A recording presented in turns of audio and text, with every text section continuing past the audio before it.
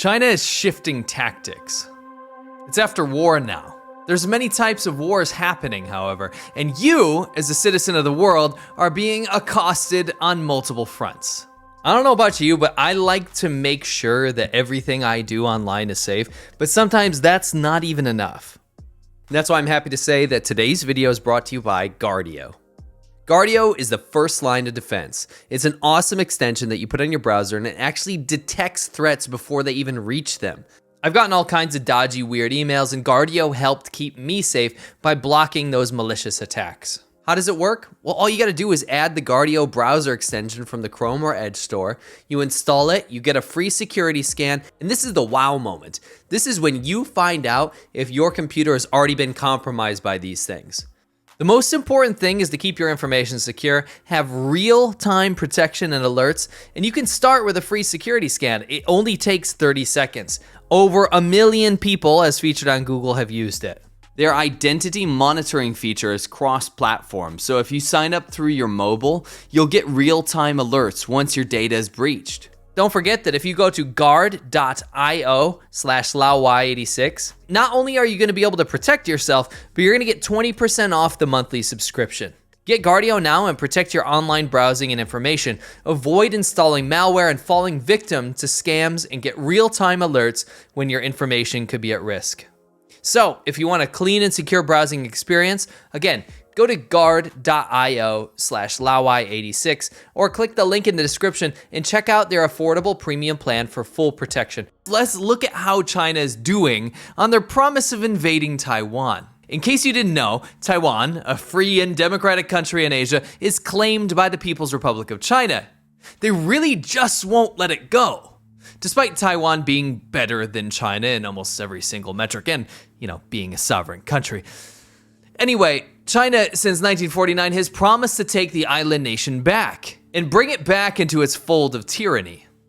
But we have a pretty clear picture now. In conflict, China's gonna lose against Taiwan, and it's pretty embarrassing too. There's two stories though.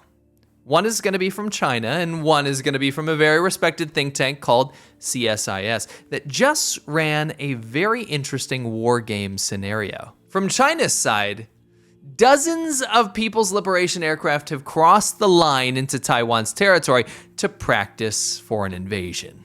Not really what you want to hear. The exercise focused on land strikes, sea assaults, and other subjects, aiming to test the troops' joint combat capability and resolutely counter the collusive and provocative acts of the external forces and the Taiwan Independent Separatist Forces, according to a statement posted on state-run China Military Online. Now, this combat exercise is something that would lead you to believe that China is probably ready to take Taiwan. They've been flaunting their military might in the region and only increasing their activity. When you have a country that constantly says that they will take a place back by force, you probably think they're gonna make good on that, right? China claims, after all, that they could take Taiwan, a free and successful sovereign democracy, might I add, in little to no time at all, and with little economic or human cost. But the real story is not about China's embarrassing posturing and threats, though. It's with actual war game scenarios that we get to see the truth. The reality of a Taiwan invasion would be devastating. Not only would the cost of a China invasion of Taiwan be immeasurable, but even worse, China simply couldn't do it. Despite what you may have heard, China can't take Taiwan.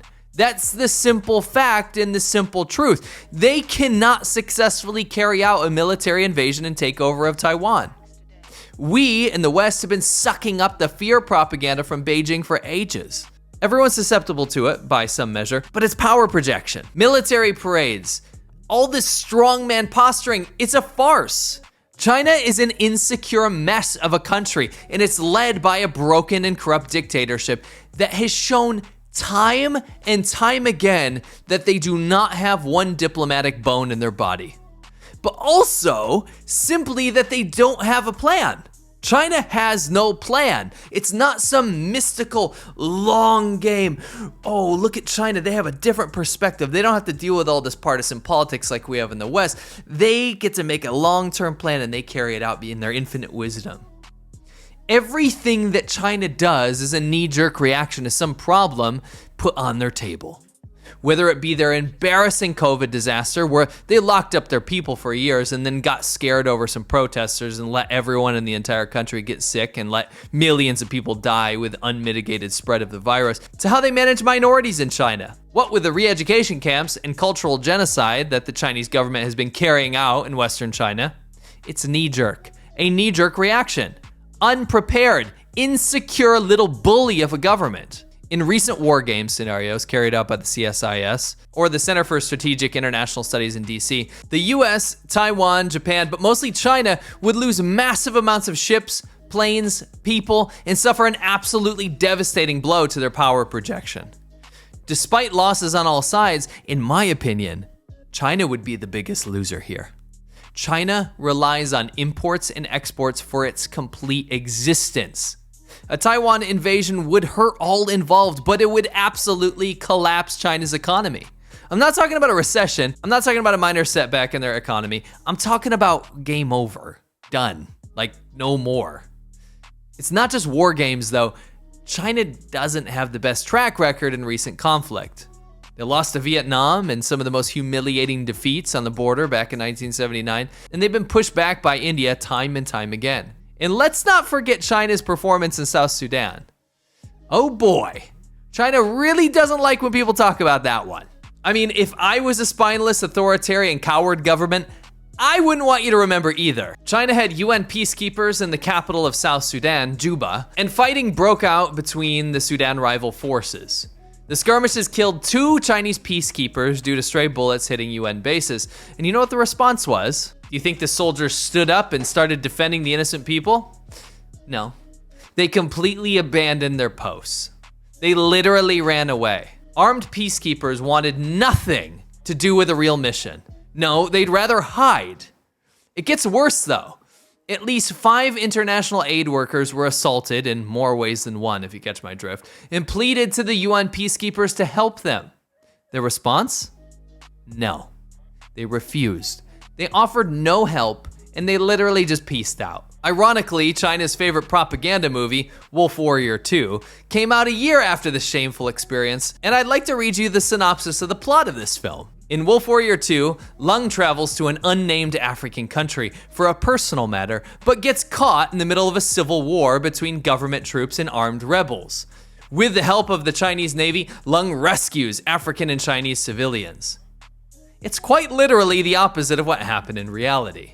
I know this is a micro view and it's anecdotal, but it shows the reality of China in potential conflict. China claims to be a patriotic and nationalist country where people hold the state above themselves, but that's simply not true. Faced with actual conflict, it's not that the Chinese people are cowards. No, the state simply doesn't give them anything to fight for. No rights, no money, no stability, economic or otherwise. The state has time and time again put itself above its own people.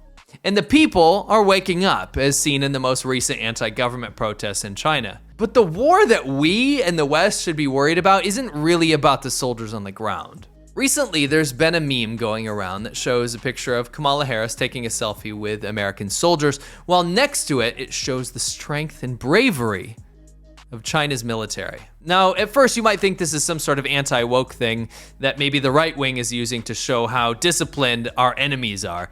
But actually, let's zoom out here. Why does this meme even exist? At first glance, you really would be inclined to think it's a reaction to the wokeness of the military or the current culture wars that exist in the US that people are going on and on about, but at closer glance, you'll actually see that this is Chinese government soft power. First of all, can American troops, our troops, not be of different ethnicities? This is the USA, get over it. We come from all different backgrounds. Can the troops not put on a smile for a photo? No, this is projection of China's perceived power. This meme doesn't serve to win any argument or debate within the US or domestic politics. It's supposed to promote authoritarian powers like Russia or China. It reeks of Russian-style propaganda that tends to infiltrate certain circles in the USA, and China is learning very quickly on how to do it. Now, don't ever think that China has taken a side, right or left or anything in between in the US. No, this is part of a greater campaign from authoritarian powers like China and Russia to dismantle democracies worldwide, but specifically American democracy. Preying on domestic policy issues and pitting people against each other. That's how this works, and that's how China and other autocracies win. They don't actually care about issues like gender politics or wokeness in the military or whatever you want to bring up. No, the only thing they actually care about is riling people up in those democracies. They want to divide people even more, and they spend billions of dollars per year doing this. In fact, I can prove it. Recently, hacked files show that in 2021, Russia and China paired up to discuss on how to cooperate in social media and other propaganda. Did you ever hear about that rumor that was going around about US biolabs in Ukraine? It was all over fringe and even not so fringe American media. China and Russia paired up on this propaganda because it plays into American partisan politics, as well as China's narrative of COVID didn't even come from China nonsense.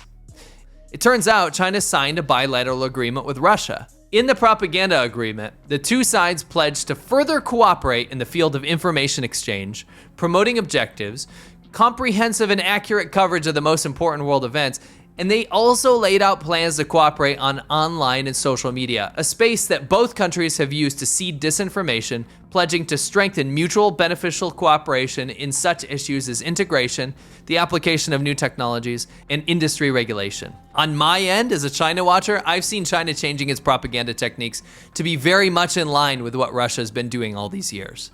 It's gone from sloppy to sinister. To put it bluntly, China wants the fruits of American ingenuity, intellectual property, hard work, and talent, while simultaneously destroying the US from the inside.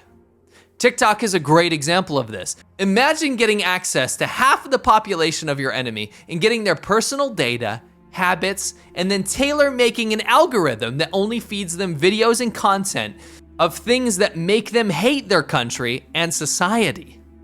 All the while, China's algorithm tailor-makes it so that Chinese people only consume good content in order to shape them to be as successful as possible. Imagine that. It's as if the Soviet Union, Nazi Germany, and Imperial Japan ran the most successful influence campaign of all time, and they were allowed to do it. Because that's what's happening with TikTok. And if you don't understand the reason to ban a Chinese PSYOP influence operation that's affecting millions of Americans, then I don't know where your mind's at. China's not winning a physical war anytime soon, but it doesn't need to. It's already winning a war. The Chinese government is in your phone.